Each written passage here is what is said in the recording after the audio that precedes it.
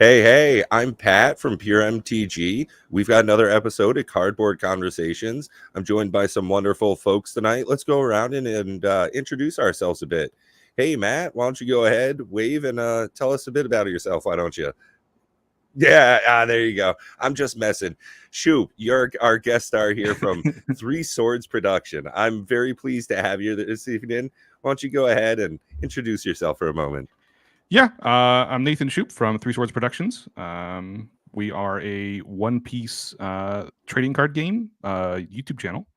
Do a lot of live gameplay, but also we do a lot of do some amount of live coverage at times. We did the Arlington, which was a big tournament, the Arlington Treasure Cup, that is, and yeah, we're excited to be here and talk about One Piece and Magic and card games in general. So it should be good. Sweet. Awesome. Hey, And I'm thanks Matt. for stopping by. Yeah, right. Yeah, Hey, I met Chris at Gen Con 2023 and asked them if they'd be interested in joining us for a podcast, talking about One Piece and other things. I saw the big banner as you walked into Gen Con. They basically had like these big windows, the glass windows that welcomed you into the doors of Gen Con. Yeah. And it was just like a giant One Piece banner. So I was like, oh, okay. I know I've heard of One Piece before, as far as the anime, and then also that there was a card game coming out, but I wasn't sure like how popular it really was. So yeah, I hopped over to Three Swords Productions YouTube channel and watched a few of the gameplay videos, and honestly, it's interesting. I like how they're doing unique things. A lot of these new card games that come out, they're kind of just stealing from other card games and just making a conglomeration of like, did I just make up a word? No, Sure. that's a word. You're good. Oh, cool. They're just making like this one, like, kind of like, I don't know, mashed card game. But cool, look at that. Yeah, I took this one. Nice. Oh, good. So the thing that I like that I found that was unique about it is that when you start your game, you have your standard like mulligan rule where like if you don't like your hand, you ship it back, you draw new cards. But then after you do mulligans, you take the top 5 cards of your library and you put them as your life point. That's your life pool. That is your life pool. Yes, that is. Which is very interesting. And as you get hit on your life pool, you draw those cards. You do. So it seems like kind of like that's like a catch up mechanic. It seems like. Yeah, it's kind of a catch up mechanic. Too much, you get like a little extra power. Like card draw is super strong. Yeah, it does a couple interesting things. First off, yeah, it gives you card draw and a reason that you might not want to attack your opponent every turn. Gives you a reason to maybe hold back and not give them all the resources that they could possibly have. Secondly, there are a number of cards within the game that have a trigger. So whenever you're dealt damage to your life, you look at the card, and if it has a trigger ability, you activate that trigger ability for free. It's not going to be the same as the effect of the card always. There'll be sometimes a different effect, but it'll be a powerful effect that you just get for free that somebody dealt damage to you in your life. Okay. Interesting. Cool. Is there interaction on other people's turns, like instant spells, that kind of thing? The game is almost exclusively at sorcery speed for Magic terms. Okay. Yeah, so everything you're doing is going to be pretty much on your turn specifically, except for a little bit of defense. So to kind of give a little bit of an idea of how a turn might go, you can attack with any of your characters or your leader on the board, or play cards from your hand in any order. You can attack and then play a card, and then attack and play a card, and so on and so forth, until you're out of things to do for the turn. And whenever you activate any one of those things, whenever you activate an attack on your opponent, whether it's on one of their characters on the board or whether it's at their leader, they get a chance to respond after you've declared your attack to defend. So all the cards in your hand have effects that you pay a cost for, and a lot of them will also have a counter. So it says on the side, counter 1k or 2k, and then you can discard them from your hand for free for that counter ability to add power to your defense so that you can defend against the attacks. I like that's that. right. Yeah. That's one of the great things about some of the more modern trading card games, including One Piece, is that the cards have different utilities built into them, whereas so many of the more legacy trading card games, as it were, have a a very staleness to their mechanics. And I think, pardon, one of the exemplars of that is that the commander decks for Magic the Gathering are 100 cards. Now, how big is a one-piece deck? One-piece decks are 50 cards, and then you start with a it's leader in play, yeah, like a commander. yeah, that's practically twice the utility. And I assume from what we've discussed behind the scenes in here as well, is that you're getting a lot of play interactions with the cards themselves. They're doing a lot for you. It's slightly more than just 50, if you think of it in Magic the Gathering terms, because Mhm. you get your mana every turn automatically. It's not part of your deck, from what I You do, understand. yes, that is different. So like you don't have to waste like 30, almost 40 slots in your commander deck. Mhm. So like realistically, Exactly. it's almost the same amount of cards. Yeah, so Within it 10 or kind of 12 cards. works like I don't know if you play Marvel Snap or Hearthstone or anything like those, where you get Yeah. 2 mana every turn. So if you go Mm. first, you start with 1 in play, and then if you're on the draw, you then on your turn will get 2 in play, and then every turn everybody's adding 2 until you get to a maximum of 10. Okay. And that is your they call it Dawn in the game, but it's your mana. DAWN or some other version. DON exclamation point exclamation point exclamation point. Which I believe Okay. is something referencing the manga Probably the and manga or IP, something, but Understood. I'm part of the small part of the community that actually doesn't watch the anime, so I don't know that specifically. I've never seen a single episode in my life. I actually do most watch of anime, the first but episode. Yeah, it it's doesn't definitely look super unique. Yeah, I appealing know to there's a me. huge following to it. I think they're on like Oh, 1,000 episodes, something like that. It's pretty bombastic. Definitely everything I've seen of it is very over the top. And I Yeah, think that translates into some of the cards images I've seen, is that the characters are very, I mean, the main character's name is Luffy, so it's the type of bard that they're coming in with Magic the Gathering. There's definitely a lot of macabre items to it. I mean, Cabal coffers, you got demons and bloodletting Yeah. and things like that. Is that the type of imagery that One Piece is bringing? Not a whole lot. It is a lot of the anime. So not as much demon wise, but instead really playing with the tropes and the world that the anime has set out already. Using a lot of kind of cartoony stills from the show sometimes Okay. in different ways, and using the effects of the cards as they would interact within the show themselves as well. Oh, interesting. Yeah, I know it's pirate themed, that there's a giant swashbuckling adventure going on after a chase for a large treasure. Yeah. Now, is the same goal of a game to reduce your opponent's life total down, or is there a different way that you're trying to beat the other person? Yeah, so everybody's going to start with an amount of life in play, like you said, and those are cards off to the side that come from the top of your deck. The goal is to get your opponent dealt damage when they have no cards left. So let's say I start with 5 cards in play. I have to attack my opponent 5 times to get those 5 cards out of play. And then once my final attack, when they have no cards left, goes through, then they have lost the game, yes. And does the attack of the creature, or what are they? Are they monster? What are they called? Are they they're called characters, yes. Characters, okay. So does the attack of the character matter by how many cards get removed? Are there any cards or attacks characters that can remove more than 1 card per attack? Yeah, there are. Hey, Bob, how's it going, man? Sorry, everybody. That was No, I did it at just the right time for a screen, switch there. So I got you. Hope you had your coffee tonight, Bob. I'm on it. No, my screen, my studio PC is not connecting to the internet. I was down there fussing and cussing at it for the last 15 minutes going, all right, well, let me flex and come up to the laptop. So sorry, it's not quite like the studio downstairs. No worries. Thanks for We're just talking about One Piece. Yeah.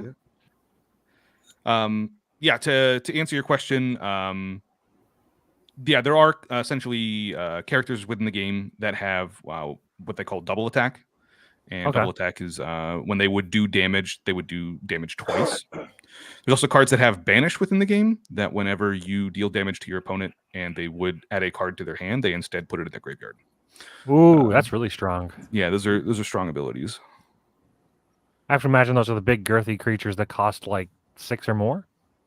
Yeah, I've seen them on as low as 5 off the top of my head. Okay. But generally, so there's a really interesting thing about attacking within the game itself. So you get a leader within the game. Your leader is one of the pretty famous characters from the anime itself, and your leader has a couple of notes about them. They have an amount of life that you put as your cards off to the side. Most of them are going to be 5, but some are 4 and some are 6. And then there are it has a base amount of attack on it, a base amount of power on it, and that power dictates how strong it is within combat itself. So a lot of these characters that attack your opponent, they attack for that have the banish ability, that have the double strike ability. They can attack for anywhere from 5,000 up to 9,000 ish, and your mana can play in a special way with that. But when I attack my opponent with, let's say, 5,000, my opponent's leader has a power of 5,000. We're going to look at both of those, and whenever your power of your character or leader that you're attacking me with is higher or equal to than mine as an attacker, you win ties. Then you connect and get to do damage. So it works on some of the bigger characters that have that double strike, that have that banish ability, that you want them to have that bigger power to get through in the first place, because otherwise your opponent's going to be able to defend it. And when you defend with a card that has double, what is it? Not double strike. It's double attack. Yeah, I keep calling it double strike because I'm a Magic nerd too. But when you defend with cards like, say, from your hand to reduce the attack, do you have to defend both of the attacks separately? No, it is all one thing that you're defending against. And so if it's 5,000, as long as you remove 5,000, it removes both of the hits. Is that how it... Yeah, so let's go through an example here. You attack me with, let's say my leader is 5,000 power. You attack me with 5,000 on a character. That attack, if I do nothing, you'll get to do your damage. But all it asks of me is to get my power of my leader above your attack. So if you're attacking for 5,000, I can discard any one of the cards from my hand that have counter to add some amount of power to mine to get above yours. So if I discard something that's 1,000 counter on it, I can go up to 6,000 and you're negate your attack essentially. I thought you had to negate the damage based on just straight up the attack. I didn't know that your actual leader had anything to do with the attack. That's pretty cool. Yeah. Is your leader able to be killed? Your leader is killed at the end of the game whenever the game is over. Essentially, that's what kind of the flavor of it there. But no, your leader is never killed. It's like your commander. But it's always going to have the ability to block the. How much power do the leaders have typically? Almost all of them are 5,000 at this point, except for one that has 6,000.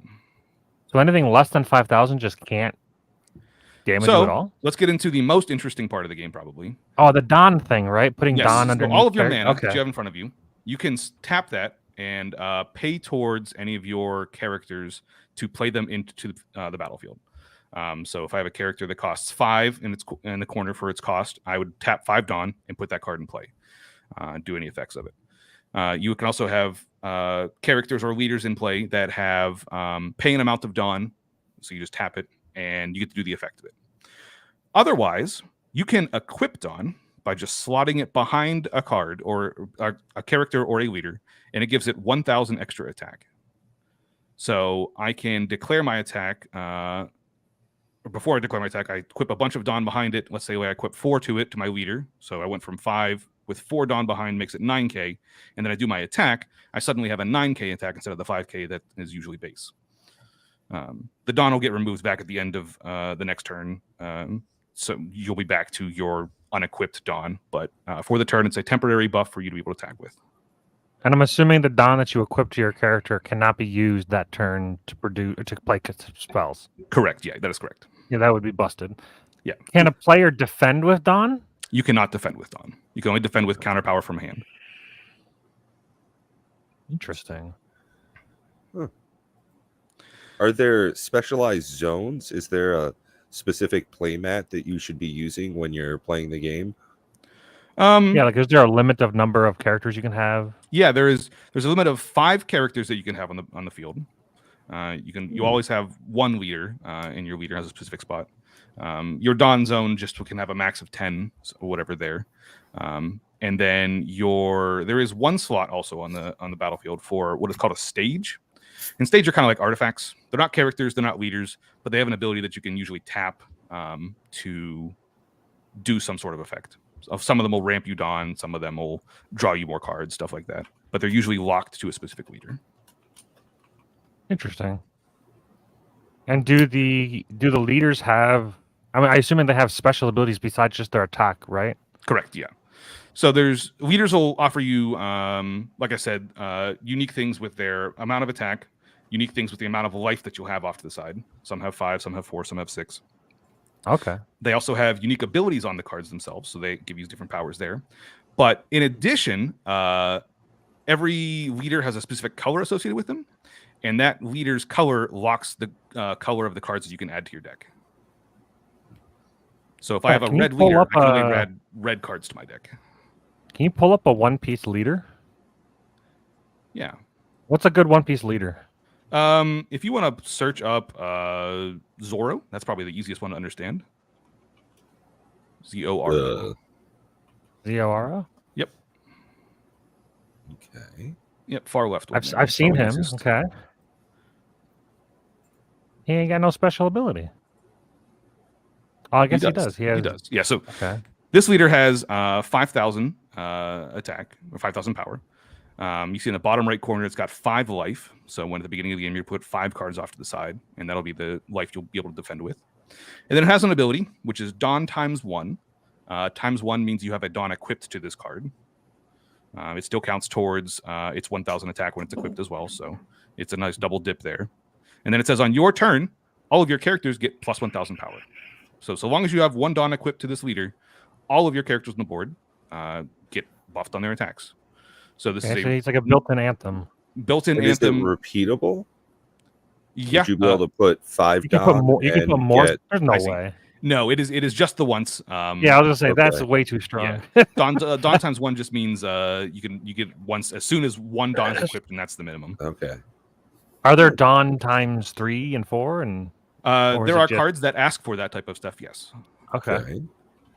I like the double use of the resource being able to either use as either a buff. It's kind of like built-in fire breathing on every creature you have. It's Japanese. It's fire breathing, but it's super interesting because you have to be extremely efficient on every single one of your turns. And I see there's no hit points. So I'm guessing just the attack value is like a double, like a 1,000 hit point. If you have 1,000 attack, if somebody with 1,000 attack hits it, it'll just die. For characters, yes, those would just characters. Die. For leaders, you would take a life point. Right. Yeah, so interestingly enough, characters, we've talked about leaders pretty much at this point, but characters can attack, and they have different amounts of attacks, just like leaders do up in the top corner. When they attack, you can try to attack anything on the board that is either a leader or of your opponents that are tapped. So you can only attack tapped things. Okay. Which means they had either used an ability or attacked on a previous turn. So you can, if I play a character out on the board, I could not get that card attacked this turn unless it somehow got tapped in some way. That's funny you mentioned that. That was, not to detract from One Piece, but in the lawsuit for Upper Deck against Lorcana, they were claiming that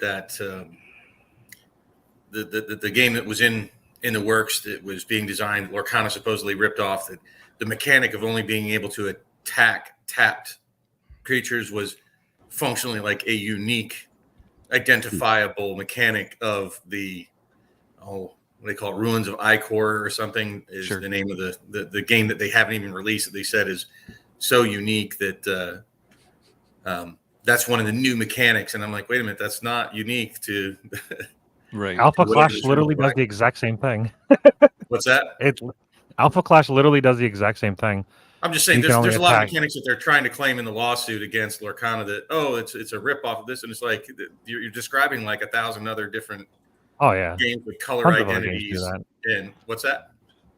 I said, tons of other games do the same thing. Well, I mean, just all the mechanics that they listed, trying to claim that, Lorcana was a direct ripoff of Ruins of Icor. At any rate, I find that interesting because that's one of this is yet another game that has that same mechanic. I'm like, okay, like I have a feeling that the lawyers for Ravensburger are going to tear apart that lawsuit from Upper Deck. Yeah. Oh, so Well, I we was, saw How many of okay. these cards say sample? That's I was They going to ask put about a that. giant Do they sign actually at Gen do they Con actually for say One sample Piece. on it or not? Yeah, so Bandai has taken a stance of being pretty against proxies in the first place, and to fight Okay. that, all of their online renders say sample across them, so you can't Oh, print it out without it being specifically shown as a Huh. proxy. it's very strange Cool. to be against proxies when, like, I understand it on a company level to like think that like if you allow proxy, I should say allow. If people can make whatever the hell proxies they want, but if you allow proxies if you encourage proxies, I can understand them saying that, like, people aren't going to buy their game. But I think that the more people that play their game, the more people that will buy them. Like at my play group at home, not every one of us proxies, and the one person that doesn't proxy, he actually buys all of his cards because he doesn't like proxies, but he's fine with playing with people that have proxies. And we brought him into Magic from Yu-Gi-Oh, through everybody else playing with proxies, and the other one, and actually now that I think about it, two of our friends don't like proxies. They don't mind playing against them, but they don't want to. They want to have the real card. So I just think like that kind of principle, you extrapolate that across, millions of people, and you could have maybe 10% or 20% of your audience is proxying. Hell, maybe 50% of the audience is proxying. But the more people that are playing your game, the more people that hear about your game, and then will buy the cards, I think, in my opinion. But I don't know. Yeah, there's definitely arguments on all sides for this. I think an interesting thing about proxies for this game a lot is that, I come from Magic, where buying a modern deck is going to be a small loan of an investment to get, and this game is not that so far. You can buy in with a very competitive deck for $100, $200 and get everything that you'd possibly want. The really expensive stuff and the stuff that you want to collect is all alt art stuff. So you can find cards that are going to be maybe $100, $200, but it's not going to be stuff that's required of you to build your deck in the first place. How many main core sets are out so far? I just saw the one. Is there more, or is it just we the have first we have one? 3 in America. Okay. And there's 3 sets plus a number of starter decks, and starter decks have a couple unique cards, but they're released alongside the sets.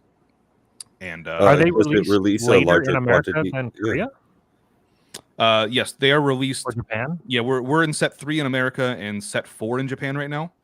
Okay. And every time there's a set change, Japan will always be one ahead of us. They're always one cycle ahead. It's a little weird. Are they I don't like that. releasing print runs? It's define print run for me, just so I'm on the same page. Like what Flesh and Blood does. Total number of production boxes, numbers. Production numbers. I see. I don't know off the top of my head, I'll be honest. I think they're doing fine because they're not running low on product specifically, except for the very first set, which was obviously popular and they didn't know. But so far, they've been doing quite well and keeping up with numbers. Okay, so Richie Dubs, I got to bring this up. Sorry, Shu. This is in reference. Richie Dubs saying here, LOL, I just heard there's an overpowered Little Mermaid combo deck. That's right. Lorcana actually has a very powerful mermaid deck. So unlike Magic the Gathering's Merfolk that couldn't really get there at any point, it seems as though Disney's. Oh, we had him on previously, and I will continue to tell him the same thing I told him before. I don't want to deal with blue players. I hate you guys. Blue's very strong. Yeah, well, I just want to play. Well, you know what? my It's dang funny. cards. It's strong in Lorcana. It's so far. It's the color that ramps in Lorcana. I just played it yesterday. Is blue really strong in One Piece as well? I would not say really strong. Blue is fine in One Piece. That's something I wanted to. Do they actually have colors? They do. Yeah. Yes. Yeah. So many different he just said that. He was colors saying in that there? your leader basically determines your color identity. Yeah, so whatever color your leader is defines what you can add cards to your deck in. So if your leader is a blue leader, you can only add blue cards to your deck. Are there multicolored leaders? There are, yeah. We have dual color leaders that you can add. Nothing more than 2 and nothing less than 1 at this point. But yeah, as far as colors in the game, there's red, green, blue. How would you go less than 1 color? Colorless. Zoldyck. Is there a colorless color? That's in Magic, so it's bound to exist somewhere, right? I'm sure. Yeah. But yeah, we got red, green, blue, purple, black, yellow are our 6 colors right now. And I assume it's like Magic or any other, color identity style game where those colors tend to represent a different type of play style. That is correct. Yeah, they definitely have their own niches that they're better at than everybody else. So And when is you that have the multicolor, like then thematic representative of the like manga and the backstory of One Piece? Is red always the aggressive pirates? Is your purple the magic wielders of the world? From what I understand, yeah, they're pretty good about grouping together the specific themes and kind of goals into specific colors from the anime, but I Interesting. don't watch the anime, so I can't tell you exactly what's good or whatnot for that. And type Bob, of as someone who's been playing a bit of Lorcana lately, you lucky dog, did you feel that with the gameplay that you had? Were the color pies kind of representative of a certain play style? So I mean, to be like totally honest, I only played the one game. I wish I had played more. Okay. I'm surprised how much I was really looking forward to it before I was cracking the cards. I know that before I went into it, I really wanted to play blue, and I was, fortunate enough that I got handed the blue deck. And I hope that we have some of those members in the audience tonight. I invited them to come. It was a lovely lady by the name of Ginger that whooped my tail. I would say that there is clearly a color identity thing. I don't know exactly what each of them are. It seems like the red green deck that she was playing felt very much like Gruul, big, beefy, stompy, smush my face inside out kind of thing. Purple seems like the tricksy, sort of magic-y color. Blue is very much the ramp color. Steel, I'm not really sure that's the gray color. Seems like it's got big beefy beats on it so far. But I don't know if I'm really defining it well. What are the colors like? What do the colors represent in One Piece? Like, can you break down like what the different colors are and what their strengths and play styles are? Yeah, for sure. The super easy one is red. Comes across pretty much in every card game that it is the aggressive fire color. So you're going to be playing out a lot of cheaper creatures, mostly because a lot of those creatures are what we call searchers within the game. Searchers are probably the most powerful thing going on in One Piece, where essentially whenever they enter the battlefield, they look at the top some number of cards from your deck, and you'll be able to add a card of a specific type of that to your hand. And red does that the best. They've got a number of really good searchers that essentially cantrip to find you more things in your deck to keep going and be aggressive with. Very powerful. So card draw. It's kind of card draw. It's not draw a card. It's actually selection added to that. But yes, card draw. And red is aggressive and is best at that specifically. For the blue deck, you're really good at bouncing, just like in Magic. You're really good at putting characters back in your opponent's hand, buying tempo. You can also put cards on the bottom of their deck to be able to gain card advantage that way. Answer things that might otherwise be kind of tough to attack or be indestructible. Green is good at tapping your opponent's creatures. So I talked about how you can only attack tapped creatures ever. And green is good at coming in and tapping it immediately so that you're able to attack it before they even get a chance. So they're trying to control the game in that way. Black is super good at coming in and killing things of a specific cost. So a lot of their cards will say kill something that has 3 mana value or less, and you destroy it from the battlefield. And they're good at reducing the cost of things to help get with those effects. Purple is good at killing things of a specific power or less. So slightly different than black, where they're good at answering things that might say 3,000 power or less to try and kill. And then yellow? Yellow is very good at using triggers. So we talked about this at the beginning of the podcast, where if you get attacked and you have to add one of the cards from your life to your hand, that card might have a trigger on it, which allows you to use its effect for free, essentially. And using a trigger is better in yellow because they have a lot more of them and they're more powerful. A lot of times they're on characters that allow you to just put them in the battlefield, but they're also good at gaining life and dealing direct damage to your opponent's life. So now you when you're basically playing don't ever have to. I'm sorry. You basically don't ever have to use your Dawn except for on your turn. Is that correct? Yeah, you Or will do you never still use have your to pay Dawn for unless some of it's the your triggers? turn almost exclusively. Okay. So there is no like tapping out. Well, you always, I guess she's always tapped out. Yeah, you're pretty much always going to be tapped out. There is exactly one instance where you could cast something on your opponent's turn. There's a type of card within the game called events. And events are kind of like instants or sorceries, where they're not a character, they're not an artifact in play, they don't never come into play. They're just something you cast, they happen, and they'll go to the discard pile. And a lot of those will have a counter effect. So just like ditching cards from your hand to be able to get out of attacks, you can cast these cards to add a certain amount of power to your leader or character to get out of a specific attack for that one specific attack. So you can cast things like that. So I just want to say to Dual Brain, you're going to have to represent and go run the putt for us since we won't be there this time. I had a question for you about the when you have multicolored bosses. Is Dawn color analogous? Yeah, Dawn does not care. Dawn is just a generic mana or is just 1,000 attack always. And if you miss, you start off with 1 on your first turn, and you get 2 every turn after that. So the colors are not. I'm assuming there's no other restriction once you're able to put those cards in your deck. It's strictly just like a deck building mechanic of the game, right? That once you have them in there, I assume like if you have a red yellow commander, you can trigger a red. I'm sorry, not commander, leader. You could trigger something for your red leader or a red henchman or whatever you call it with a yellow trigger, right? Yeah. You get to add red and yellow cards to your deck. And those will be the cards you'll be able to play out through the rest of the game. There is like a slightly more restrictive version sometimes. You'll see cards that say if your leader is either this specific type or this specific name, then you get this effect. So sometimes even within a color, they try and restrict it a bit, just to give it either more effect or to specifically push a specific leader in a direction that they want.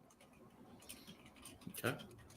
Which is kind of cool. It gives you a little bit of specialization, a little bit of deck building decision. Yes. Yeah, the deck building is super cool. How is the I saw that there was a tier list when he Googled One Piece leaders. Sure. How are there like any that are like runaways that are like so much better than the rest that they need to like chill out, or are they all pretty well balanced? I would say that there are definitely stronger and weaker ones, but they've done an okay job at doing some banning. They've been keeping it up. Ooh, and it's, different ban lists for America and for Japan, so they look at the specific. Is that due to just being set ahead? I think it's due to being a set ahead, but also just that we in America play card games very differently than people. Yeah, the meta is different in both countries for sure. An opinion that we've made on the Three Swords Productions channel before is that because we think Japan players, from what we've seen in Magic and in One Piece, they don't want to play aggressive decks near as much. Whether that's a thing, they don't like playing aggressive, or whether they find it disinteresting or whatever. We have found that aggressive decks in America are usually better and kind of more streamlined because we're willing to play that. So we've noticed that aggressive decks in America generally are better than in Japan, as an interesting little note on the metas. So I assume at this point, being only 3 sets deep, there may not be multiple formats, at least not yet. There is not. It is just the one. There is technically a second one, which is called Buddy Battles. You can play 2v2s, kind of like a two-headed giant and Magic type effect. But it's not really a super supported format at all.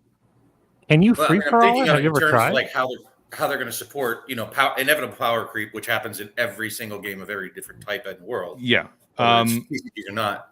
And then, so the number one, the different formats, how are they managing it besides bannings, with formats, card rotations, those kind of things, that are analogous to right. Not just Magic, but card games in general. How are they managing that in One Piece? So far, they're not. They have not made any distinction that they are going to be doing any rotations or anything like that. Being 3 sets deep, I will say that their power level has felt good. You have a reason to play some of the new cards because they are just different in some different aspects, but we're still playing a lot of the set 1 cards, set 2 cards because they have their own good power within the game. It's not like they're running away with the power level of the game yet. So it feels like they have a good touch with that at least. At this point, how I assume they're going to have to power creep at some point in order to push cards, sell cards. Sure. It doesn't behoove any game to just keep producing same power level cards over and over and over again. I will say one thing they've done to try and help sell sets a bit is that they've added new colors of leaders. We started the game with just 4 colors. In the second set, we added black, and in this last set, we added yellow. So there's a little bit more of an addition there, and it gives you more iteration with making dual colors. Yes, there's. He already said there was purple. Purple controlled by power level. I thought that was blue. Okay. No, that's by bouncing tempo-ish. No, black was the one that killed by mana value, mana cost. Mana value. Okay, yeah. And purple was the power value. Do they call it mana value, or is it just called like Dawn value? They call it just cost. Cost, okay. Yes. And what do you think is going to be the frequency of set releases going forward? Have they made any declaration of we're aiming for 2 sets per year, 1 per year? We want 1 every month if we can. It's every 3 months so far that I can tell. Doing 1 major set release every 3 months. They've made some amount of starter decks, which are just like pre-built, ready to go decks if you wanted to go buy them. And they have usually released those alongside sets, but they've started to do some of those outside of that. We had one just about a week ago or so. They dropped 2 new decks, and those decks do have a couple unique cards in them. So you get a little bit of influx within the set itself to add a couple cards into. Interesting. How well do the card values hold up when a new set releases and boxes come out? Do they go up, down? How good is the economy side of? Say, if I buy a box, am I expected to just lose money immediately, like in Magic, or is it expected to like maybe you'll get 80? Like whenever I buy a box, I don't ever expect to make money, but can I like expect to make a good portion of it back? Yeah, you can expect to get some amount of it back. An interesting thing about us being 3 months ahead of, or 3 months behind Japan, is that there's some amount of the meta determined a little bit. Some of the power level of the cards is already shown, and we kind of have an idea of, okay, this card is pretty good versus this one not being. So yeah, there are cards that are generally more expensive or less expensive in their rarities, but also when you open packs, you're kind of playing a lottery of opening that alternate art that's worth. Right. I saw some cards that were multiple hundreds of dollars on the U.S. market side. I know that the Japanese collector market is still alive and thriving in so many different trading card games. Now, is that something that you foresee going forward will be the way that they make collector's pieces? Will that they'll stay as alternate art? Or do you think that the power crease will? Yeah, I like your quick answer on it. No, I think they just did a 25th anniversary promo release where they made 5 promos of already existing cards and printed them out, and that went. Those are pretty expensive at this point, and they're pretty collectible because they're alternate arts of specific things. The only cards they've made outside of sets themselves that are unique, they've done a couple promos specifically, and those promos can be got by playing in tournaments generally, whether online or offline tournaments. And they have an online tournament scene. Is it hosted through a specific client or just webcam? It is just webcam. Okay. The promo thing that you're talking about, is that the one with like the 5 different games of Bandai? Or is your I don't think it's anything in specific. I don't know exactly what you're talking about, but when you enter a tournament, you get what's it called, a tournament pack. Yeah, so they did just do that for Gen Con, where they released that pack of cards. That is true. That one right there is a unique this worth card. Money because they got this for free. That card is decent. Probably not played a whole lot competitively, but you'll find some decks they'll probably play for that one piece card. Is there a multiplayer format for it? Not currently. Just do you see anything that would be prohibitive specifically to making a multiplayer format? That's interesting. Thank you.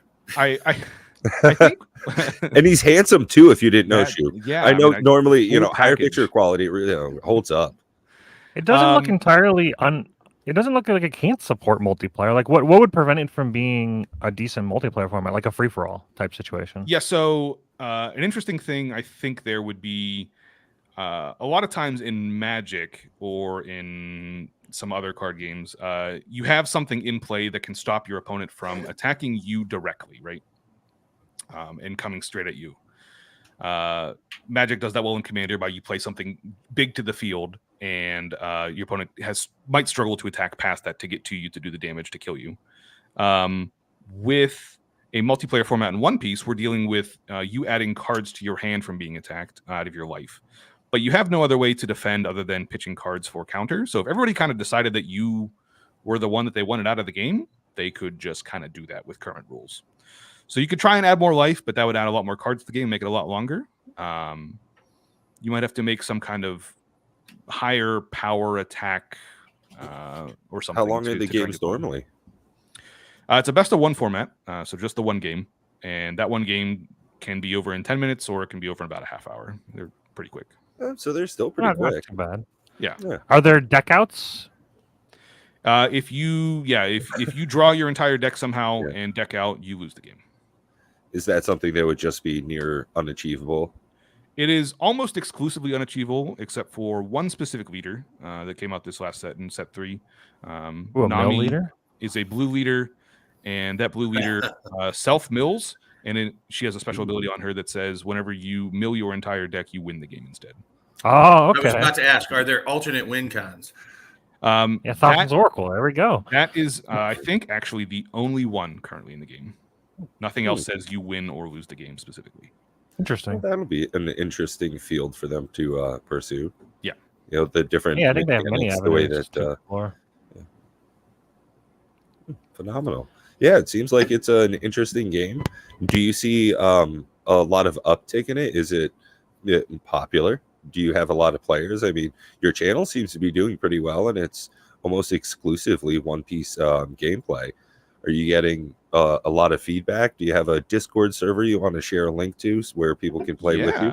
Yeah, I can definitely grab the Discord link here and I'll post it in the chat or whatever. But yeah, put it in a private chat and I'll be able to link it for you. Sounds great. The community itself is great. There's a decent amount of players. To tout our specific channel specifically, we're a little over 1,000 subscribers, so there's some amount of interest, and we're pretty much just a gameplay channel. So you can imagine channels that do deck box openings or talk about the news of the game that have much more than us too. But when you want to go to one of these tournaments, it's generally sold out pretty quickly to try and get these tournaments. And that's good news. We went, we did live coverage for Arlington, Texas Treasure Cup, and that was one of the biggest at the time tournaments, and we had about 1,000 people, a little over 1,000 people at that tournament. So it was pretty sizable, and that's about the size they're trying to go for. Have they banned leaders yet, or only cards so far? Only cards so far. They have not banned any leaders. Because I like the whole Flesh and Blood thing where they have the Living Legends thing. If you're not familiar, they basically as the Flesh and Blood commanders or leaders, right, as they win tournaments, they gain these points that goes towards a certain threshold. Once they hit that threshold, they get banned permanently. Yes, and it works separately in the two different formats that they have. Blitz versus constructed. Yeah, so they have nothing like that in One Piece. There's nothing like that currently. I do love that, and I think that would be something that would be smart of them to try and implement.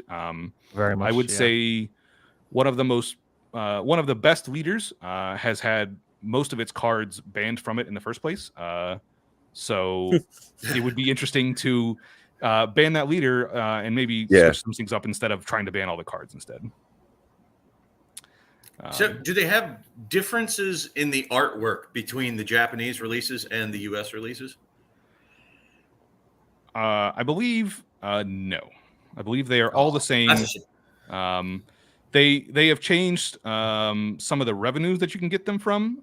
For instance, there was a land series they did in Japan, a Dawn series they did in Japan, where you can get 10 unique different looking colored Dawn in a pack together, and it was $30. And then they did that same series in America, but they didn't sell it as one pack. You instead got them by entering tournaments in the promo packs. And you only got one at a time instead of 10. And then not as great. Yeah, they went from being a set of $30 in Japan to being one of those being over $100 $150 in America. So Wow. they've done some slight differences in the way they distribute them, but nothing different in their releases of the actual arts of the cards so far. Have they ever changed the cards functionality from Japan to America? I don't believe Have so. they ever? Yeah, let's say that'd be very strange. I don't like the whole staggered release thing. I don't. I've never played a TCG that's done it, to my knowledge. But I know that I play a game called Black Desert Online. Black Desert does their Korea patch. Typically, we're like 1 to 2 patches behind all the time. So you always get to see what they get first, and then we get that trickled in whenever they feel like it. And I always kind of feel like that's a little strange. Like, what's the point of staggering? In some way, every game that prints in multiple languages really does that. I mean, Flesh and Blood, they didn't print any foreign language cards until History Pack 1, and that was a couple years, I believe, into it. And Magic the Gathering, in a similar ilk, you don't get simplified Chinese cards until well after their American releases.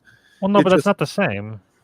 It is. They're intentionally staggering the release. They're releasing it in Japan first, and then they're waiting however many months, 3 months.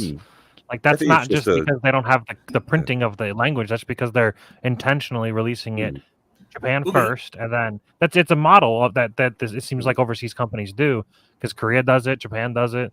I don't know why. There's like it's like exclusive to their country. Maybe I don't know. It's something. It's something weird. If I I may, what I know from living overseas and growing up around foreign language in South Florida, not every language has direct translations. Not only that, they don't even just not have direct translations for words. There are sometimes concepts that they just don't have a word for. For example, there are countries and languages that they only have one word for killing. Like in the United States, killing is different than murder versus like accidental manslaughter. We have lots of different words for killing. And different countries, some of them, they just have one word. It's just death. Just it's one person causing the death of another person or thing. And so those subtle nuances in games can be problematic when you go into the translation, that while they might have a loosely translated word, it may make subtle differences in the mechanics of how the game or a specific card can function. And it is an interesting imagery, because it's produced in Japan and there are certain laws against what you can put on trading cards. I know excessive blood and skulls are ghosts for some reason as well. I believe there is some printing liability stuff there. So yeah, there's got to be a lot as far as the cultural influence. And I think having that exclusivity built into them as the Asian Pacific market, not normally where a lot of the production comes from as far as the language model. So I think it would be something for them to be very pleased in touting a year of exclusivity, 3 months if it were. Which might just literally have some issues with, the translation schedules and pushing it out and going, oh, wow, we got to make sure that, number one, like you said, the legal aspect is covered, that the translation works from country to country to make sure that the cards are still, that the game's still doing what the game is supposed to do when you translate the words. Because, in our games, cardboard games, words matter very much. One word, the difference between may and, and not having the word may in a card, which, in a different language, may might be a very different kind of term. It can change how a card functions immensely. So I'm sure that they have some of these issues when you're translating from language to language that may not be as far ahead of the curve as production runs might want to be released at. I don't know about that. I'm not sold on that. I think it's just that they're a Japanese creator and Japanese publisher, and they're like, they get our game first, and you guys can get the scraps later. I think an interesting part about this too, that came out with this last set, was towards the end of set 3 in Japan, they did some bannings of 2 specific cards that they felt like were really affecting the format.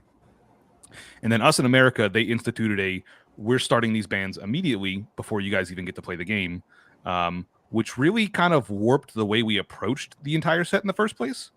And it created some decks that Japan didn't even try and create on, because they had a different format essentially at the time. Yeah, I don't like Interesting. that. Were they any chase cards, or were they some of the lower fodder? No, they were I think an uncommon and a rare. So Okay. nothing prohibitively expensive towards opening A packs. similar instance I had was opening Commander Legends, Magic the Gathering product, the original one. There were Hole Breacher. Originally, when the set came out, was a very sought after card. If played in a friendly group, it's not terribly egregious. I've personally used it and had it used against me. And if you're playing in a very friendly atmosphere, not too bad. But as we know, a lot of Magic the Gathering players don't always harbor a friendly social atmosphere. So it got banned. Now, I've opened more than a few boxes of that product. Always fun. We actually got to open one recently for a Commander Raids multiplayer cooperative experience. So really fun stuff there. And the set's super good, but it lost a lot of value with that banning.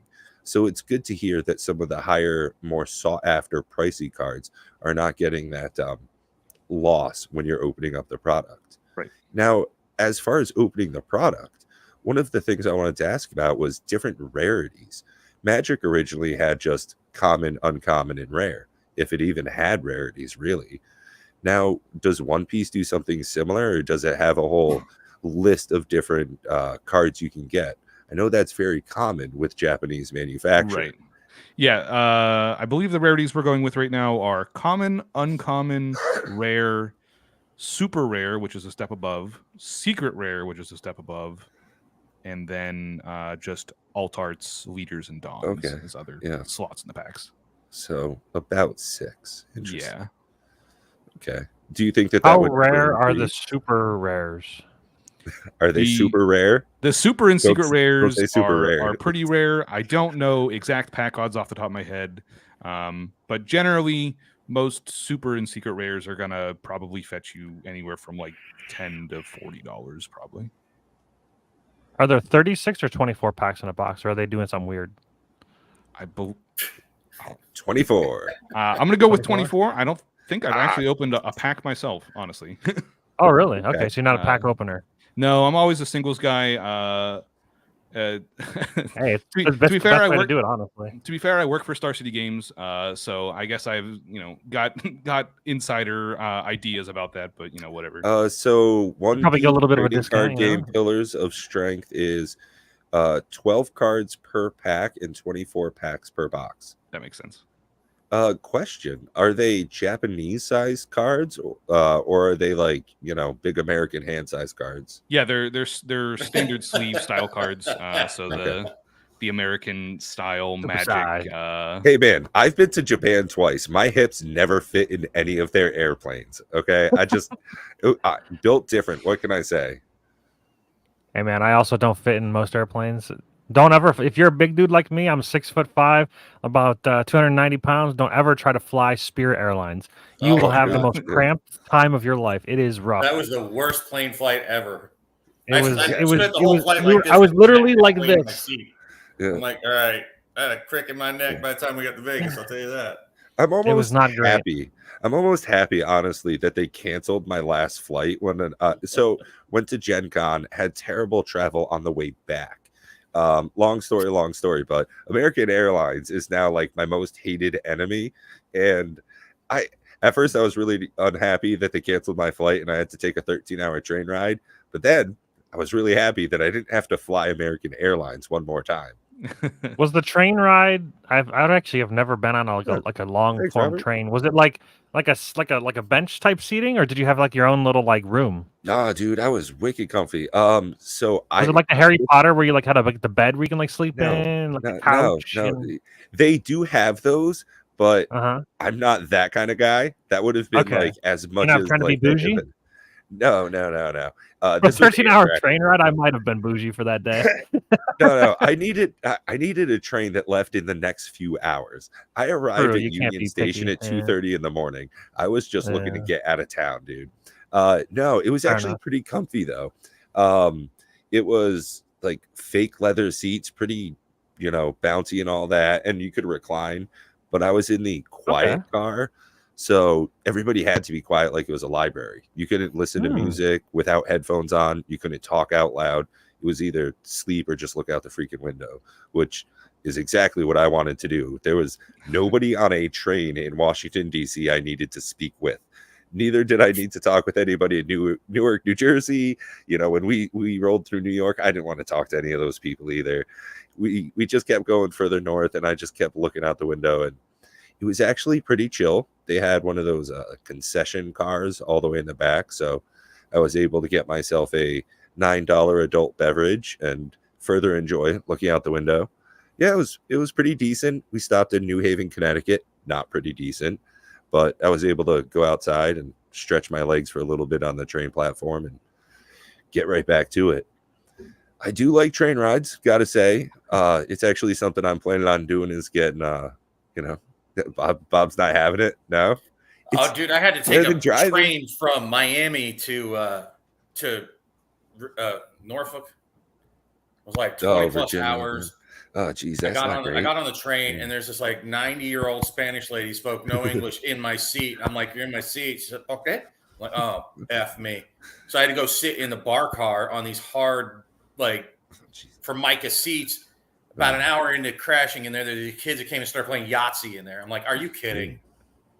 I'd join them, man. All right, let's play some Yahtzee. I wanted to sleep. It was the most miserable travel experience of my life. I don't know what I'd rather do less. I would rather fly Spirit Air again than take faster. A train ride. It was that bad. It's faster, but honestly, you know, I had a pretty decent time. Nobody sat next to me. The seat in front of me only had one person in it, and they were like, you know, kitty cornered over. Everybody was, you know, pretty chill, and I could just like get up and walk around and use the bathroom whenever I needed to. It wasn't bad. There was no screaming kid in my area. My seat only had one person in it. It just wasn't me. Yeah. So, Sheep, what do you think about trains? Now we're train trains. I don't know that I have any strong opinions towards trains, unfortunately. Yeah, me neither. I don't think I've ever been on a train for any length of period of time. Do you mind if I ask you, kind of off One Piece? Yeah, go for it. Kind of questions. So you said you work for Star City Games. I do. Do you get what kind of benefits does that bring for like going to conventions and tournaments and that kind of thing? Benefits for myself. Yes, not for me, because Star City Games hasn't sent me right. No, it benefits for the community. They get to talk to Shoop. Bob, come on. Yeah, no, for you, like, is it nice working for Star City Games regarding like tournament travel and all that kind of stuff? Or yeah, so I'm not on the events team or anything like that. I don't deal with events at all, really, as my day-to-day job. So as far as me traveling to events, it would be purely at my own leisure if I wanted to go. So there's no real benefit towards me going there. If I worked for the events team, then yeah, you get, stipends for, traveling and all that type of stuff. But for me, I don't get that.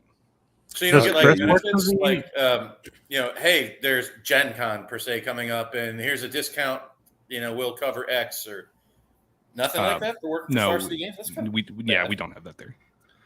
As far as because I work for your position and I get a discount on paint, man. Like, oh wow!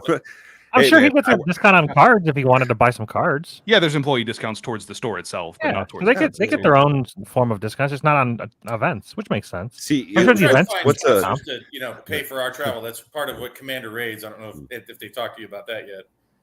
That's what we're hoping to get out of Commander Raids maybe someday. Is that people will want it so badly they'll want us to come out and teach people how to play it, run events, participate, and stuff like that. So Commander Raids is a cooperative format that we've created that you take your commander deck and you face against a raid monster. Okay. If you've ever been to any of the conventions where they Magic the Gathering themselves have hosted something called the Boss Monster, it's cooperative as well.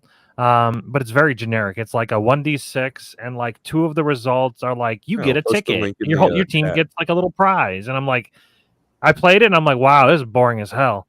So then when we came back from it, I was supposed to do that when we went to Gen Con and I was like 20 minutes late. So I just didn't even hassle him about it. We just had way more fun hanging out and doing other things. We actually got to play with a rando while we were at Gen Con.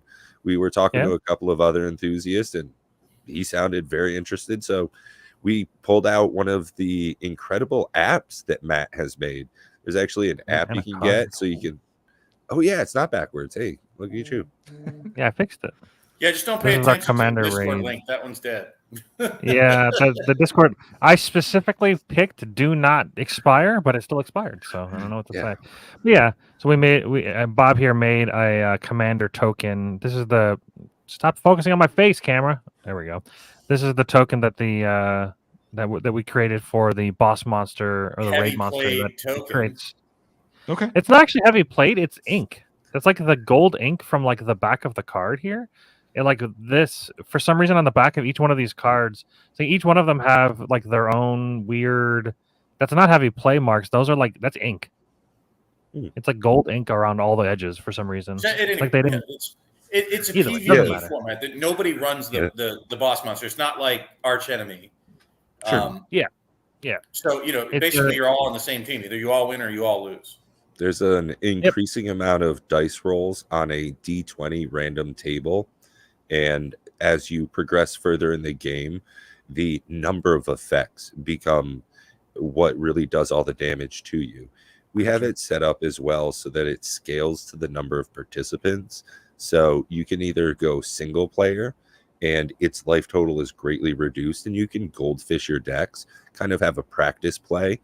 And you can also go ahead and increase the number of players, get up to a 4-player pod, and have a much stronger experience and really, hang out with your friends. And since it's cooperative, player versus environment, it's pretty social, low, whether you go low power, it's definitely low impact on how much you have to, really. It's the salt format. Yeah, I was just going to say, yeah, there's not no real salty at all. animosity. Yeah, because it's either. I disagree. I get salty some of the times when like it constantly like kills your creatures and it constantly does something. Yeah. You're like a graveyard deck and it constantly keeps exiling your graveyard. I get salty a little bit. But I'm a competitive guy. I like winning. So it's as salty, but it's as not playing salty D&D versus the and players. getting all the Right. losing saving throws. Yeah, Yeah, it's as salty as in Dungeons and Dragons when you roll a natural 1 4 times in a row and you're like, "Come, can I get a break? Sure, at all? yeah, Like right. hello?" Would you But yeah, say? go ahead. Would you say max size of that is 4 players? Would you not? No. Okay. I've I done it haven't up to tried with more than 4 yet because of I've done limitations 6. on spell table. Sure. Yeah, I did 5 at my LGS.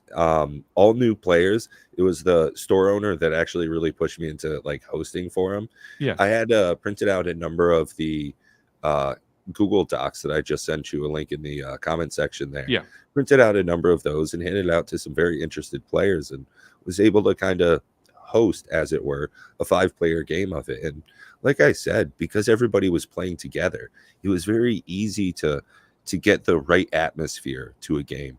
Too often do I feel the try hard attitude when I get on and play against people. And Yeah, he is. That's the try hard. it's Yeah, nice to I have always a, want to win. Yeah. it's I will nice say to have that a good attitude about it. Yeah. But that helps smooth it out so that when you're playing, and I'm sorry, I don't. We have you on as a guest, and here we are. No, you're fine. blathering This on is about interesting. Yeah. Go. Commander raids. But that's what's nice about being able to play a game in a pod with the tryhards. It doesn't. You're not like, oh God, I don't want to play in that pod because that guy always comes out and brings his CEDH win turn 0 deck. That it kind of smooths it out to where you can have different play styles, and it's okay to have the guy that's the try hard and the other one to sit back and doesn't really care much because it's a team effort. So it helps smooth some of that out as well. And it's great for teaching new people because you play with your hands up, so you share information and you can direct new players on what's the optimal line, that kind of stuff. So Right. I love it. I do. But that's not what I wanted to ask you. Something I ask most of the guests that come on here. Are you gonna like and subscribe to our videos? No. Oh wait. What questions do you have of us as players, content creators, et cetera, et cetera? I'm sure you got to have some questions coming on here. Yeah. About anything, and I'm wide open. So fire away. Yeah, I kind of looked through all your videos you guys got going there. It looks like you're trying to really spread out to a lot of different card games. What are you trying to aim for the channel kind of in the future here? What are you trying to do? Because it seems like it's not just Magic anymore. It's kind of a bit more than that. To be honest, you're absolutely 100% correct. And I keep pushing.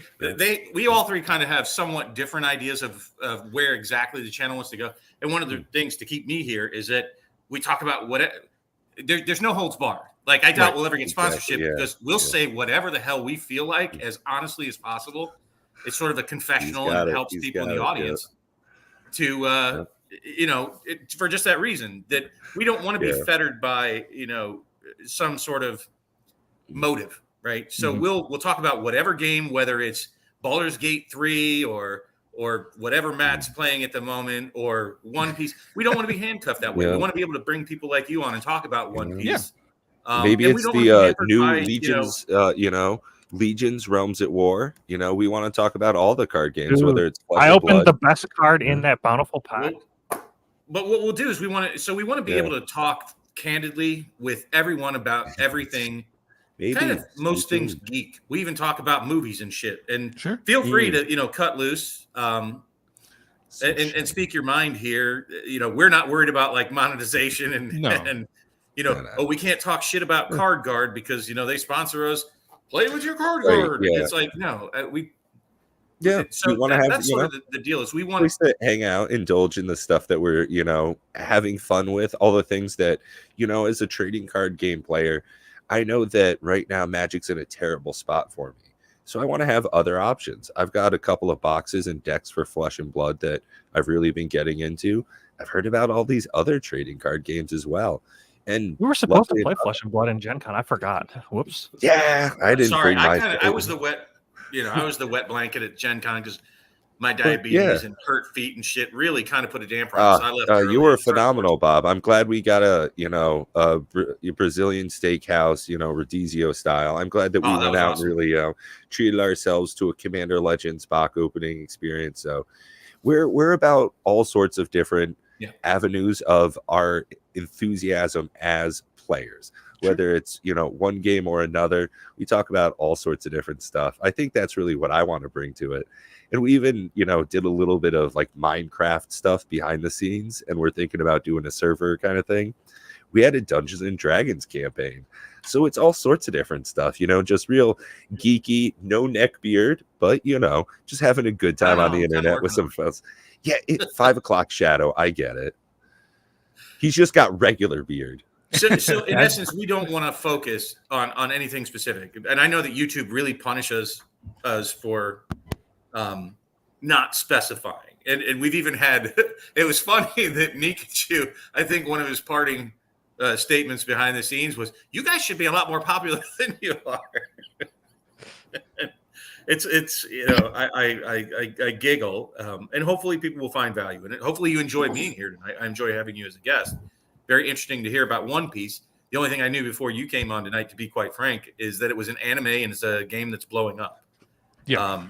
I saw that giant sign that they had outside of Gen Con for One Piece. And I was like, it's unfortunate. It probably got a bit overshadowed by the Lorcana shenanigans that went on. Yeah, they had a pretty sizable tournament there. I don't remember exactly what type of tournament it was. I think it was a Treasure Cup. But yeah, there it is. But they had a pretty sizable cup at tournament there at Gen Con, so it was pretty big. I mean, and just to give people some kind of frame of reference here. A car, yeah. Like the fact that they gave them that big of a sign, and you can't even see like all the other little signs in the windows. And when I say little signs, they're little signs advertising over 100,000 people 10,000 games that are there. So One Piece having a statement like that says something. About it wasn't One that Piece, high. Sure. What's that? He said over 100,000 people attended. It wasn't that high. There was something that was something that was released. They said it was over 70,000. I know that they were shooting for 80, but it was something like that. They said over 70. Still, they said it broke records. It was like 77,000 or something like that. That's 10% of the entire state that I live in. There was a lot of people there. We did a live stream and walked through the halls, and it was not even at its busiest part. That's crazy. And I'll tell you what, I'm really glad that they got to meet you at Gen Con and bring you here on the stream tonight. That's definitely kind of like when we went to Vegas, Matt and I met Gavin Dugan. I don't know if you know who he is. I don't. He's one of the co-creators of the Commander format. Oh, sure. Okay. He plays Commander, so he's aware and of it. He came on our podcast some months ago. Excellent, really smart dude. Really makes you feel dumb when you're in the room with him. And not in a bad way. It's just he's one of those when you know you're mentally outclassed. You're like, oh damn, I feel like an idiot. He's just one of those super smart, like geneticist AI kind of guys at Google. Gotcha. And it's like, oh shit, I don't even know what that means.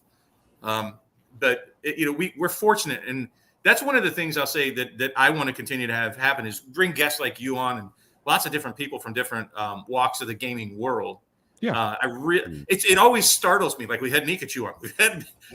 We've had big names that people know, but they don't know who the hell we are.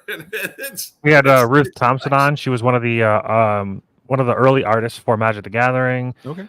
We've had Gavin Dugan. Like I said, I think Gavin Dugan is probably our highest no name, like the highest name that a lot of people don't know who he is, but he's actually very important.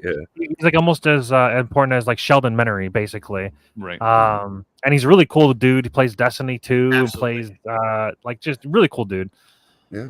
Hopefully get to maybe he'll come on. And also more. we get to just talk with other content creators, game lovers of all sorts of different walks of life. Right. We're gonna have a guy from AAW Games. He'll be on the podcast over the next couple weeks, maybe a month. I don't know. We have to schedule it, but he does some third party creation for Dungeons and Dragons 5th edition. They're like a third party generator for that kind of stuff. So like module generated. Like they just had Rise of the Drow, a new module that they brought out at Gen Con. Forward to that one actually. We're actually really cool. The guy that's going to be doing a podcast, I'm not 100% sure on what his role is at AEW Games. I think he's the co-creator, but I could be making that up. But anyways, he's going to be running a game for us because we played at Gen Con, and the Dungeon Master that we had was... I don't want to say bad. Let's not talk about her. But like less than desirable, not my taste. Gotcha. Okay. When I'll never forget Matt asking her, did the creatures attack? And she goes, nah.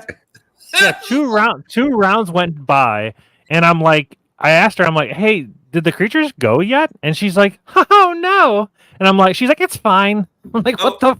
And she goes, oh, the monster hit you. Matt says, for how much? She goes, a lot. She's like, just take a lot of damage. Take a bunch of health. Yeah. I'm like, 50? And she's like, yeah, sure, that sounds great. I'm like, that okay. was interesting. Well, I think also she rolled the hit, and then she's like, does a 25 hit any of you? And I'm like, that's not how this game works at all. Yeah. It was definitely an interesting experience, and I think that's one of the things about playing games and getting to talk to other people about playing games is that you get these different experiences and styles. Like you were talking about how there are different ban lists in One Piece. You've got the American and Japanese ban lists specifically and mostly because of how the different play styles translate in the different cultures. Right. And I think that DM was a great example of a terrible time because I didn't enjoy their play style. Same thing. I've got a buddy, Dave. Nothing makes him giggle more than counterspelling me in Magic the Gathering. Now, I want to punch him in his tiny little chest, but what I'm actually going to do is just say, hey, it's great that we got to play together. I don't like the way that you did that. Later on, we got to meet someone that's a writer for AAW Games, and they were phenomenal. We got to talk about the different play styles that they enjoy, that they get into. Claire's her name, by the way. I forgot her name, but Claire's the name. Yep. So I don't want to disregard anybody else, and I'm sorry for cutting in, but because I had to alternate here, my battery's just about dead on my laptop. But we've had a lot of wonderful guests, and that's to answer your question. I'm sorry, you asked a very innocuous question, and we gave you like half an hour answer here. But all of those things, generally just in the most broad terms, we want to continue to talk geek. That's great. Because also special announcement, secret hometown TCG. We've had just lots and lots of different people on here. The channel is going to be rebranded here in the next week or so. So people that are watching now get the insight. Yeah. The name is going to be very familiar to you guys. Very, very familiar. Almost as if you were watching the name of the show that we're changing the channell's name to. We're going to go by MTG Gaming Pat. Okay. All right, guys. I'm going to dip before my battery tells me, just in a mid sentence. So thank you so much for entertaining here tonight. I'm sorry, Shoop, is that? Yes, it's my last name. Yeah. Okay. Well, thank you so much for being on tonight. You guys can continue to talk, but my laptop's going to tell me no. Take care, Bob. As always, Bob. man. Peace. Yeah, Shoop, I wanted to circle back around about commander rates because you'd asked a question. We kind of generically answered it No, it's fine. about how many players could actually have. And I wanted to kind of just go in a little bit more of the design philosophy because we did create this game or this Right. format or whatever you want to call it. In theory, the way that the monster or the raid monsters roles are designed is that in theory it should be able to support literally any number of players because everything's a global effect. Everything targets everybody, but it doesn't in a way where like some are global, like destroy all creatures. That's something that we tried to stray away from because in the original boss monster mechanic, it was like if you rolled a 4, destroy all creatures every time, destroy all. It's just every time, and it was just like on a D6 when you're destroying all creatures every other turn, it got really boring and really redundant. So we tried to shape it up. Now there's 20 results because you roll a D20. Now there's 20 results, and they each have different things that they have. Some of them are global effects that say destroy all enchantments. Some of them are destroy target enchantment with the highest converted mana cost on everybody's side of the field. So you do have some counterplay where you can say make your thing indestructible. Some of it's sacrifice, but because the raid monster's HP scales by the number of players, and also scales, it should be able to globally scale based on the results always affecting everybody. In theory, like I said, it should be able to support any number of players. And it's a really good format to bring in new players because since it's a cooperative format, there is there's not necessarily a feels bad of like kicking. Like I have so many good decks that I can like grab and play that are very powerful that can like destroy any command. Like if somebody comes in with like a commander precon. I have so many decks that can destroy those, but like it doesn't really help a newcomer into the game really enjoy the game. Sometimes people like getting destroyed, sometimes they don't. But yeah, so to answer your question a little bit more detail, I think that it's on version 3 right now. We haven't actually iterated on it much since version 3. Yeah, I'm not in. We've been trying to we've been taking feedback from the player base. We do have a Discord that is strictly commander raids, and we were receiving feedback on it. Also, I don't know how much of a roguelike player you are. I have a format that I've been creating called the Gauntlet mode. And the Gauntlet mode is designed to, instead of fighting one raid monster and that's it, it's designed to be a multi-tiered raid where you go through a gauntlet of multiple monsters. And these raid monsters, they're not just a bag of hit points and the rolls. They're a bag of hit points, the rolls. Now they have a global ability that always is active. So, for instance, Sheoldred has no mercy effect always active. So that means that anytime a creature deals damage to her, destroy that creature. She also has, every time you draw a card, you lose 2 life. So not only does she has the chart that you roll off of, which is specialized to her, you also are fighting her lieutenants before you even get to fight her. And the thing that makes it more like a roguelike is that there are boons that you get after defeating each of her lieutenants. You get to shuffle up a boon deck, you draw a boon, and the boon can be as simple as basically like a mana rock, or it could be as simple or as crazy as at the beginning of your upkeep, gain 1 life for each card in your hand, or anytime you would draw 1 card outside of the first card you draw each turn, draw 2 cards instead. Like there are all kinds of crazy boons that you can get. There's different rarities of boons.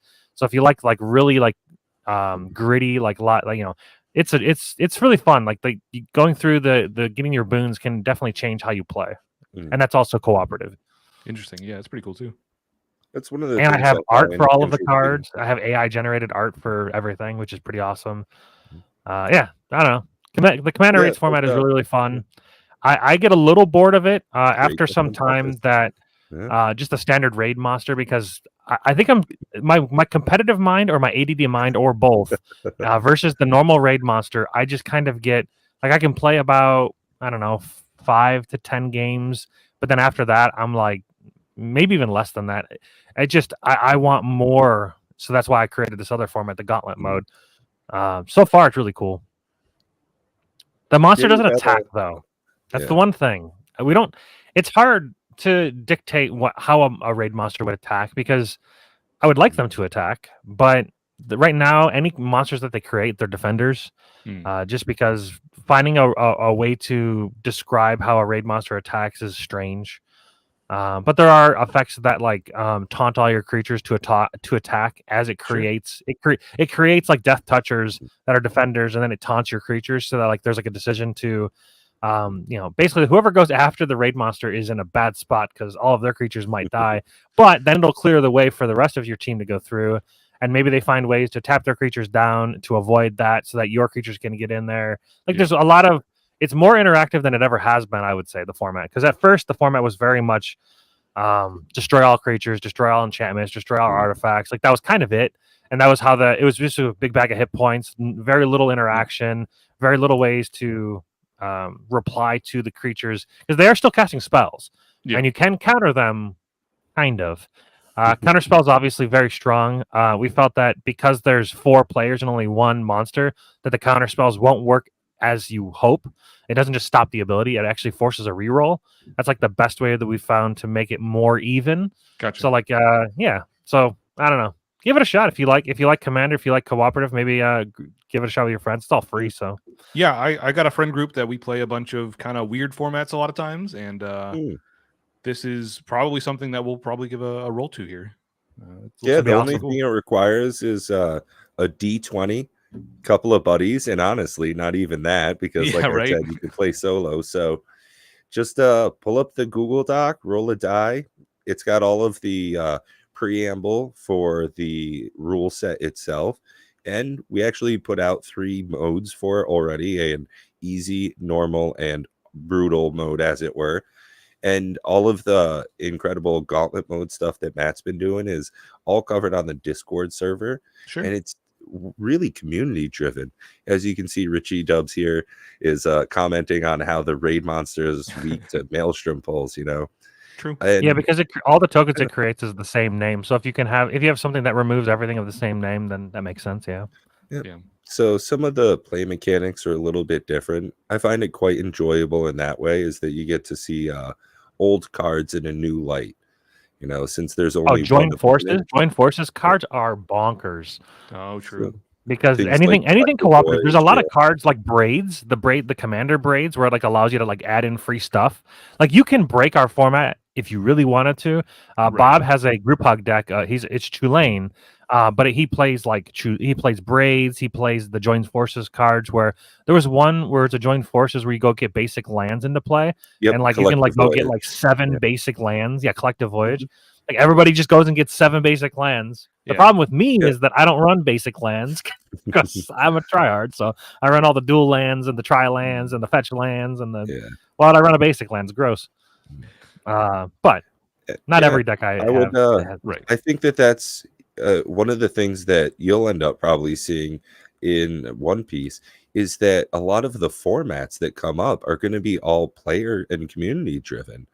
Do you think that it would be Bandai themselves that actually come up with a new design for a format, or do you think it's going to be players like with Commander, things like that in general? Do you see that it's going to be the company tailoring it, or the player base coming up with something new and exciting?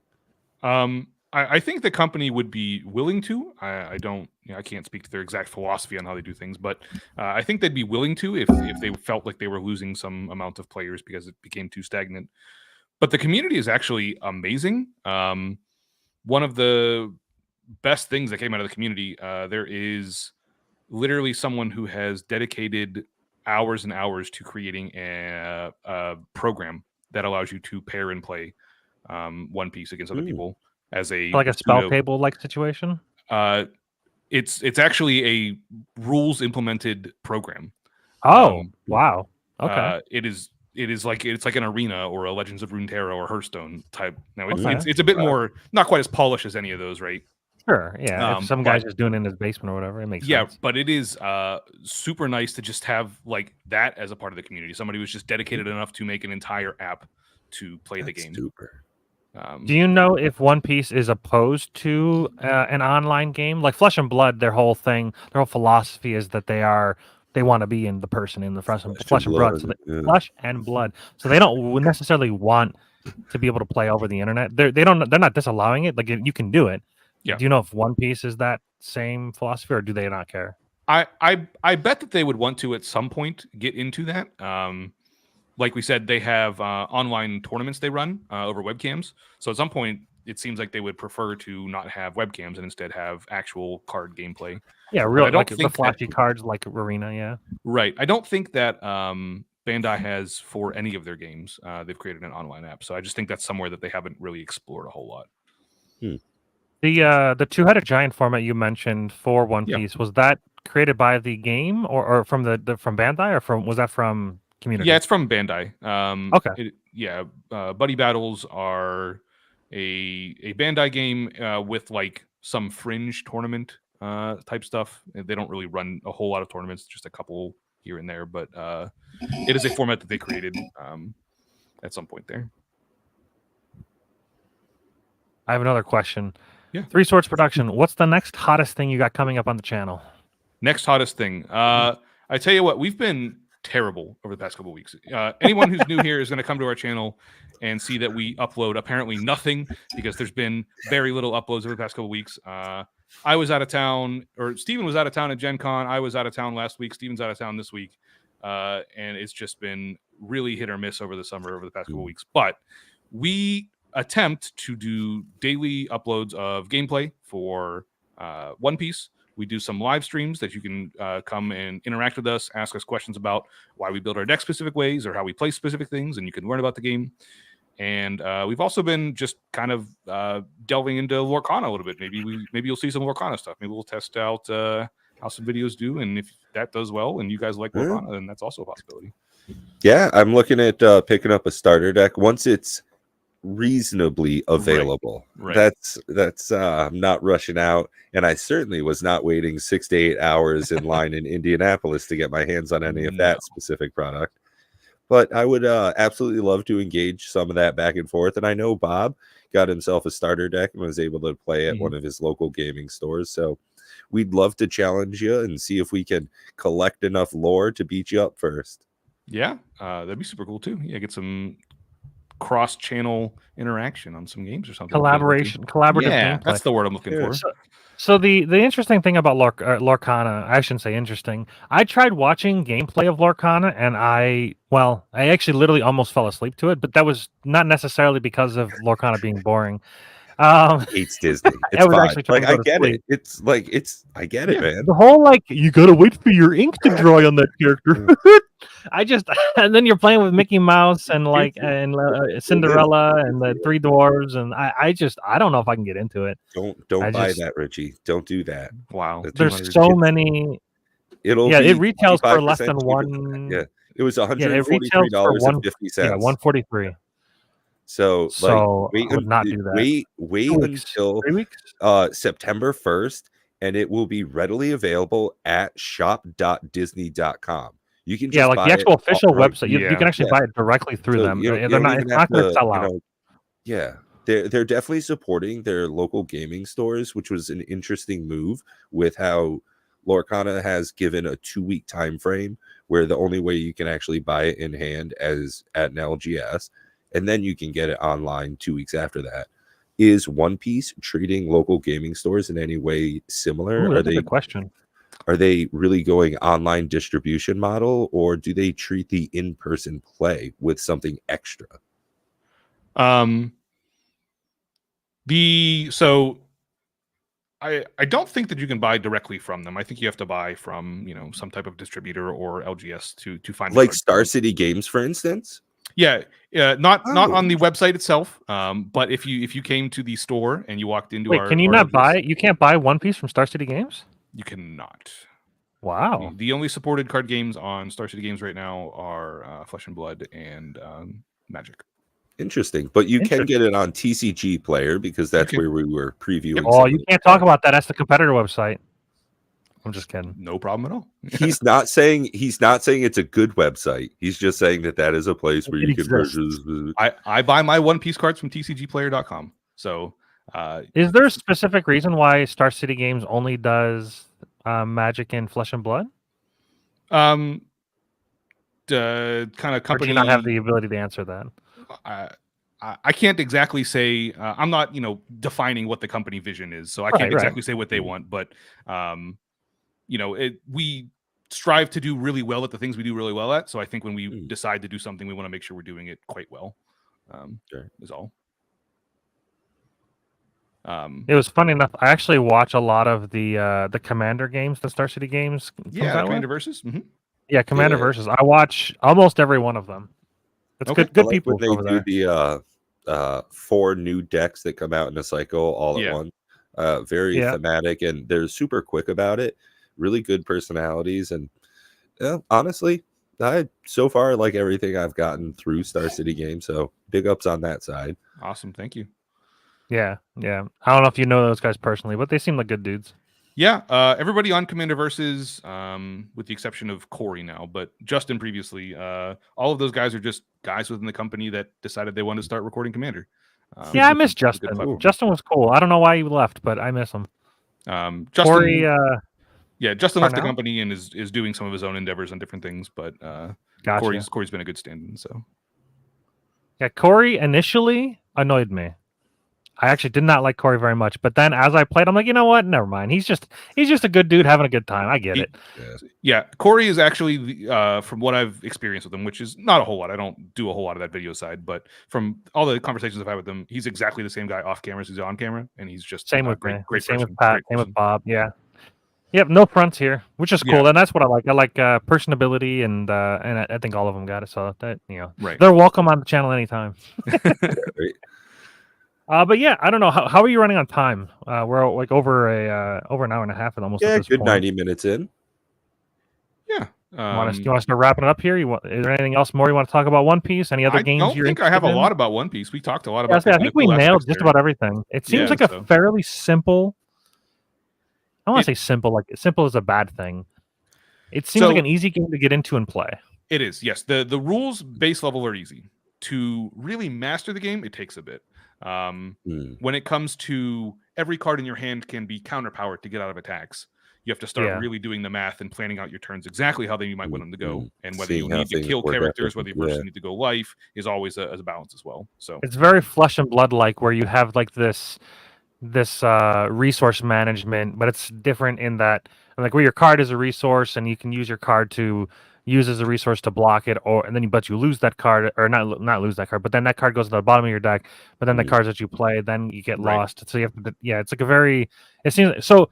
Are there cards in One Piece? I do have another question actually. Now I think about it. Are there cards that interact with the graveyard? Yes, there are cards that interact with the graveyard. Most of the ones at this point either like add a card from your graveyard back to your hand, or add cards from your graveyard back to the bottom of your deck.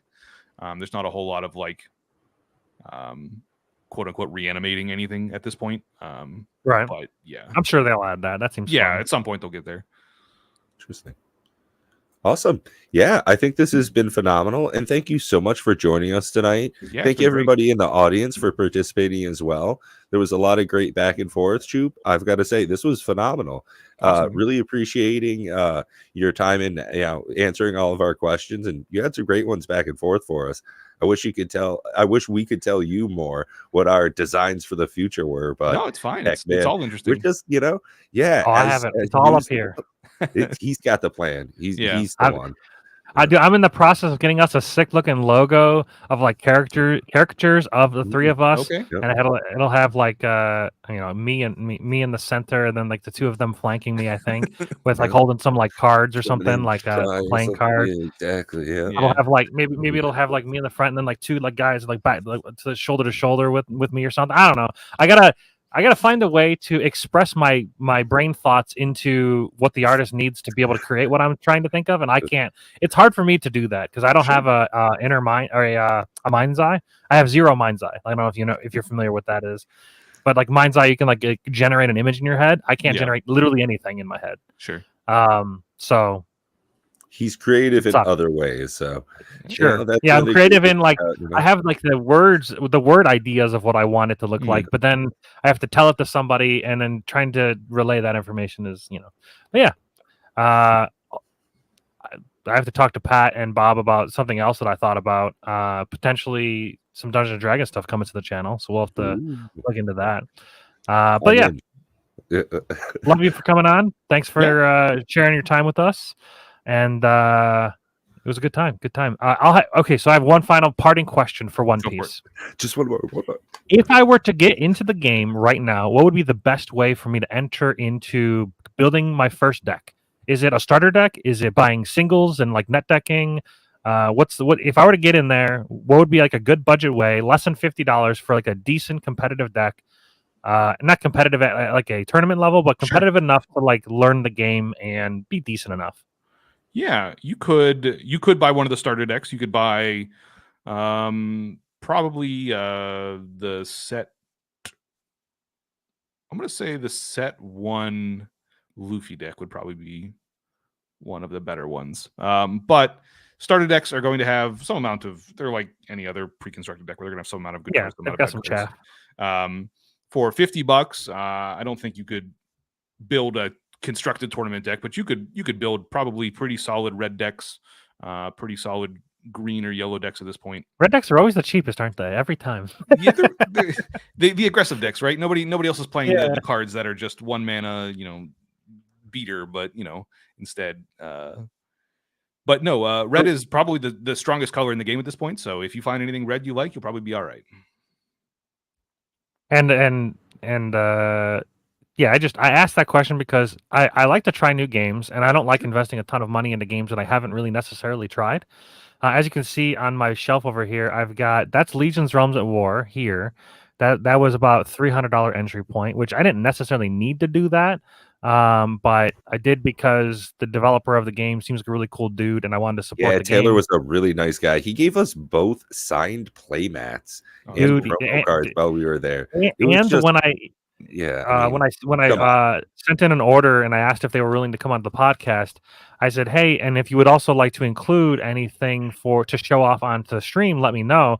And he sent me an extra box of cards, like just a full like booster box, as well as some like extra packs and some extra like blister things, and the playmat and some other shit. Like just like overall, like I think they're a smaller game, but Legion's Realms at War. I have watched gameplay of it and I've looked at all the cards, and I think that it could be a really fun game because it's a game that's designed just to be Commander. Like it's not like Magic kind of has transformed into being Commander, but this game from the ground up has been built to be like you have a Commander, you have a Guardian that is like a that you not only do you have your normal Commander, but think of it kind of like Partner, where you have this Guardian, but they enable spells in your deck based on their AP alchemy points. Okay. So like a card will say like consume 10 blood debt or bloodborne 20. So bloodborne 20 means your character takes 20 damage, and then consume 10 would mean your guardian takes 10 of their AP away. And then you can do some crazy spell. Normally when they have like that much cost, it does like some crazy ability. Right. But it's very much similar to where in One Piece where there is no hit points of a monster, it's just attack. Yep. So that's interesting. But yeah, they're a smaller company. Lore Realm Studios, I believe, is the company name that makes Future Lore Studios. Future Lore Studios. That's the right. Yeah, Future Lore Studios. Seemed like cool dudes. I've been in their Discord. It seems like there's a decent amount of chatter. I haven't played the game yet though, so I'm still in the process of formulating if I love the game or not. But it seems cool. I would have started playing myself, but dang, Baldur's Gate has got me all wrapped up. I'm almost 60 hours into it. It is. I got to play with one of my buddies, and it was phenomenal. We had Discord chat going the whole time, and we were able to just, jam some almost D&D together over the internet. And Matt, I would love if, we were able to broadcast something like that here on the channel, stream some live gameplay of me being a gnome, you being a half-orc barbarian, and just tossing me across the battlefield and just doing some real dumb shenanigans. And that's almost certainly what I'll do after I eat some food when the podcast is over. Yeah, I'm in the process of waiting to play Baldur's Gate 3. I will play it for sure, probably within the next week or so. But I'm playing Black Desert Online right now. I play a mobile, like a semi-mobile game called Honkai Star Rail. I'm playing Honky Star Rail. Yes. Honky Star Whale, as some people call it, because it is kind of a pay-to-win game. We're going back to trains again now. Yeah, exactly. Going back to trains. This is a train that just is also a rocket ship and a in a warping ship. Anyways, and then the Path of Exile League that just launched just yesterday.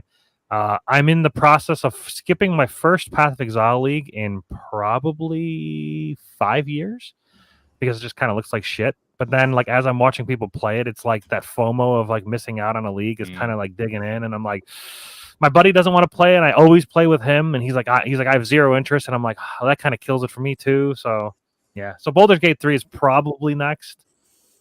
We'll see. Sure. But yeah, are there any video games you play?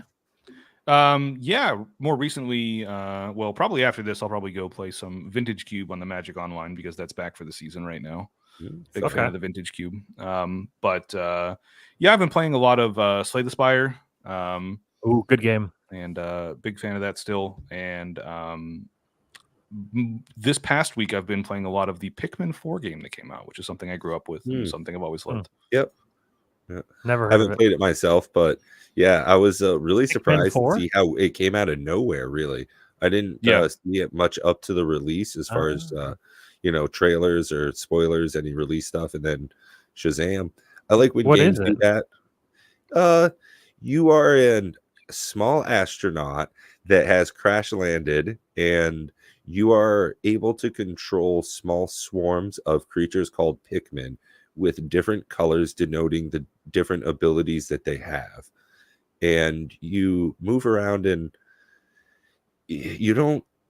You have to defeat some amount of creatures and fight your way through them, so it's a little bit that way. But it's also, you're trying to like be as effective as you can to collect all the things on the map and bring them back to your home base, because the Pikmin can carry them back for you. So it's like a little bit of focusing on your different areas. Yeah. Plus, you can play as 2 different leaders as once almost. So you can like create 2 different groups and try and be the most efficient between both of those to bring all that back. It's kind of almost RTS like. Kind of, but there's not really a cap. It's kind of got that Animal Crossing feel of like, I'm not like pressured to get this done, but I kind of want to do this. Interesting. Well, hey guys, if you like content like that, make sure to tune in Saturdays at 7 p.m. because that's where we have these cardboard conversations. And thank you again, everybody, for joining this evening. It's been super. Yeah, we'll end it here. Yeah. Thanks for joining us. Yeah, thanks everyone. This was a lot of fun. I really like this.